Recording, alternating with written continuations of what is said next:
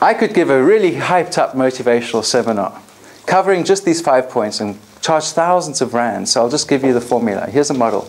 All right. In NLP, the 5 principles of success, and this is sort of success in whatever way you would like to define that word. You know, it's what success means to you. It starts with just knowing what you want. You know that what you don't want is what shows up in your life. So it's whatever you're putting your attention on. I'm sure you've heard it on the CDs, and some of you it's already becoming boring, but if I said, don't think of a purple elephant right now. No matter what you do, don't see a purple elephant.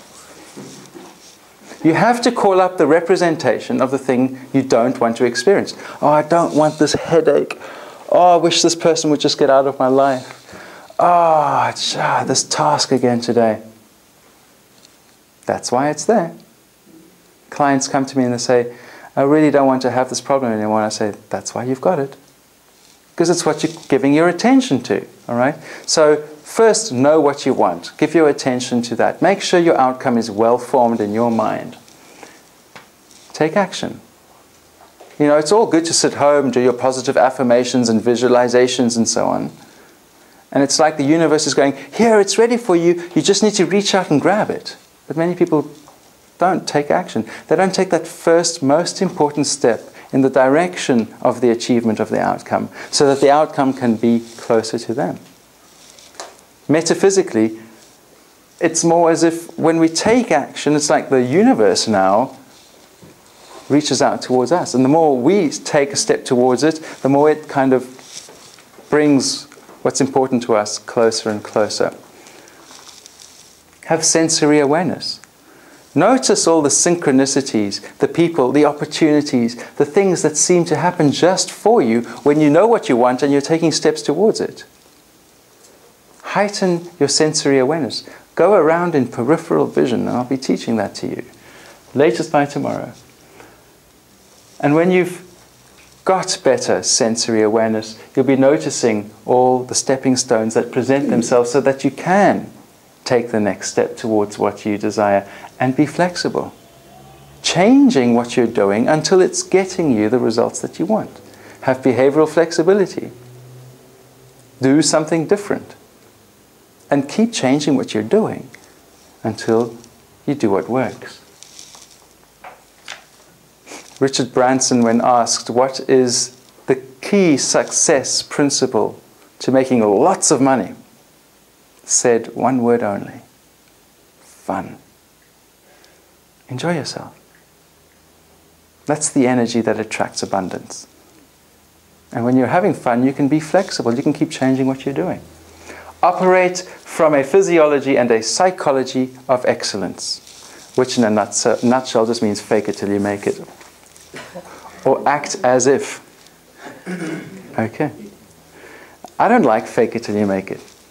Because I'm not pretending I've got my outcome if I don't have it. That's a delusion.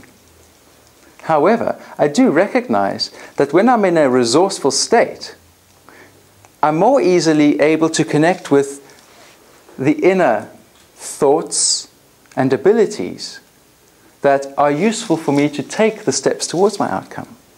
So, when I get into a physiology that is resourceful, it helps me to think better and feel better. I'm then able to behave differently. I'm then able to be more flexible. I'm now also a magnet for all the positive things I want to attract into my life. My psychology of excellence are the thoughts and feelings associated with my resourceful physiology. I went to Johannesburg once to give a hypnosis training, and I saw a client for a smoking cessation session. And she came in. We just had that one session.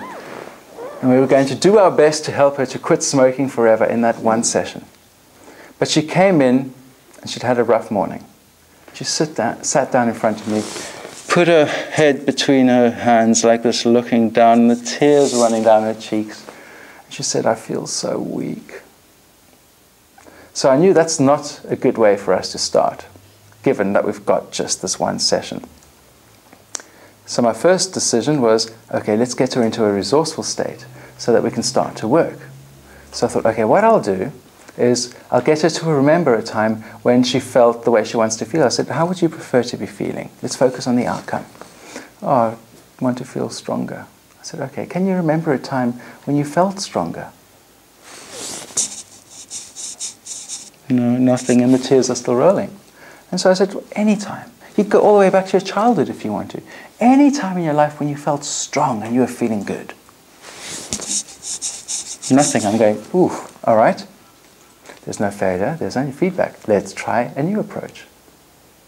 She couldn't access a memory of being strong while her physiology was weak. So I went, okay. Pace, pace, pace, and I'm talking to her like this now. And I'm talking to her in the same tone, tempo, volume, pitch, timbre, in exactly the same way. She's communicating. Physiologically, I'm doing what she's doing. I'm pacing her current experience until I start to notice indicators of rapport, which is a sense of connection, a sense of a warming towards each other, a sense of something's happening here, at which time I got my cue to start to lead. And I said to her, look, it's okay. I don't expect you to feel strong right now, embedding the command. Because it's okay for you to feel as strong as you want to. But if you were to feel strong right now while I started to shift my physiology in just the way I am right now, if you were to feel strong right now, what would it look like? Can you just show me what a strong physiology would look like right now? And she goes, well, I suppose it will be a bit like this. And she starts to move a bit in a similar way to the way I'm moving. I said, look, you don't have to be strong right now. Just show me what strong would look like if you were. It's like, really, get into a strong physiology. So she starts to shift about and she starts to put her feet firmly on the ground and she's becoming much more assertive. And she says, okay, right, yeah, I guess it would look a little bit like this. I said, that's fine, great. Now, can you remember a time when you felt strong in your life? Oh, yeah, sure. It wasn't that long ago, in fact. Great, I want you to be right there now and see exactly what you're seeing as you're in that experience. Hear the sounds, get in touch with those strong feelings. And I fully associated her into that vivid memory while she's got a strong physiology. And boom, there she was in a resourceful state and we could begin to work. That's how easy it is to get into a physiology and a psychology of excellence. Okay. How easy is it to change somebody's state or to change your state? Very simple. Change what you're doing with your physiology. Change what you're doing with your body. And one of the quickest ways to change your physiology is to change how you're breathing. We'll be doing the exercise with regards to that one. And if you've listened to the MP3, there's quite an exotic exercise that gets done with regards to that.